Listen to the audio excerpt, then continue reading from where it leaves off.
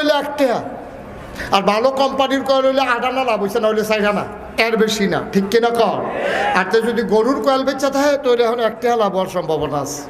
তো ভালো কয়েল বেচছে 2.5 টাকা, এরপরে তো এরকম 2.5 বছর ঘুরাইতে ঘুরাইতে তো শেষ পর্যন্ত অতিষ্ঠ হইয়া ইকবাল ভাইয়ের কাছে বিচার দিচ্ছে। এবারে সমাজের লোক এবারে ডাক্তার দিয়া জিগাইলে ভালো হইব, তো ইকবাল ভাইয়ের কাছে বিচার দিছে। পরে ইকবাল ভাই তারা ডাক দিছে, এখন তুই হাতার তো কয়েল আনছিলি কবে? 2.5 বছর আগে। কইতে কি মনে লয়ে বই রইছি? টেহা দিস? না টেহাই, তাই মনে থাকে না রিয়া।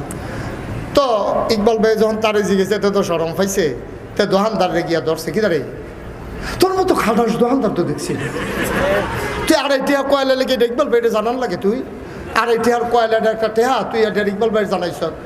আমি কই হেতে খাটাস, আর তুমি যে 2.5 বছর ঘুরাইছো তুমি বালা। ওই যে কইর খাইয়া আখ খাইতে খাইতে যে একটা আর্থে আছে, আর পিছিয়ে দিয়ে হেতার সাবান্য ডাইরেক্ট শোয় আর কইতেছে কেমন খাটাসে খাইছে, 1 ফোঁটা রস নাই।